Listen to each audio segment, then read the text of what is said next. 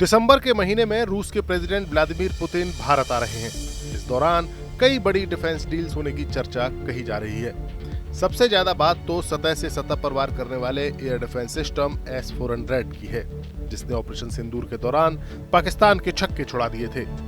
ऐसा माना जा रहा है कि प्रस्तावित खरीद पर दिसंबर में पुतिन की भारत यात्रा के दौरान ठोस बातचीत हो सकती है। भारत ने जिस वक्त रूस के साथ S-400 खरीदने का सौदा किया था, उस वक्त अमेरिका ने अपनी नाराजगी जताई थी। हालांकि भारत ने उसे साफ कर दिया था कि वो इस डिफेंस सिस्टम को जरूर खरीदेगा।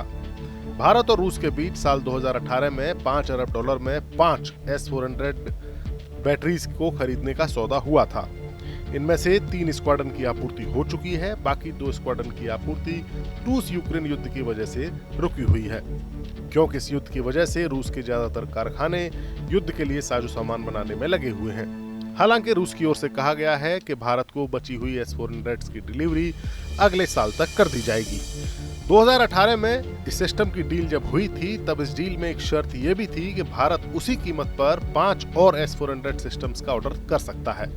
इसके लिए भारत को डॉलर्स की कीमतों में वृद्धि, मुद्रास्फीति, लागत में वृद्धि जैसी समस्याओं का सामना करना नहीं पड़ेगा। ऐसे में भारत की नजर अब एक्स्ट्रा S-400 सिस्टम पर है।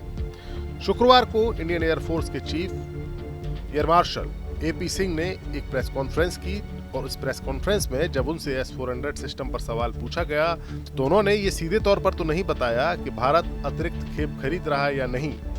उन्होंने कहा कि बेशक इसने अच्छा प्रदर्शन किया है, ऐसे सिस्टम की और जरूरत है, संख्या की कोई सीमा नहीं है। हालांकि मैं ये नहीं बताऊंगा कि हमारी योजना क्या है और हम खरीदेंगे या नहीं और कितना खरीदेंगे। उन्होंने आगे कहा कि S-400 एक बेहद भरोसेमंद सिस्टम है, लेकिन भारत अपनी खुद की एयर डिफेंस सिस्टम पर भी काम कर रहा है। ऐसे में दोनों विकल्पों का मूल्यांकन करके ही आगे बढ़ने का फैसला किया जाएगा। ऑपरेशन सिंदूर के दौरान S-400 ने अपनी उपयोगिता और विश्वसनीयता को पूरी तरह से साबित किया। इस ऑपरेशन में इस मिसाइल सिस्टम की तैनाती में ये देखने को मिला कि दुश्मन के लड़ाकू जहाजों, क्रूज मिसाइलों और यहाँ तक कि बैलिस्टिक मिसाइलों को भी ये बड़ी आसानी से रोक सकता है।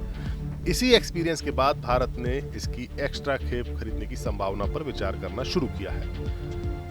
S-400 ने ऑपरेशन सिंदूर के दौरान 300 किलोमीटर की दूरी से पाकिस्तान के लड़ाकू जेट और अवाक्स विमानों को गिराकर अपनी क्षमता साबित की। अब इंडियन एयरफोर्स इन मिसाइल प्रणालियों को देश की उत्तरी और पश्चिमी सीमाओं को की एयर डिफेंस का मेन बेस बनाने की तैयारी में है।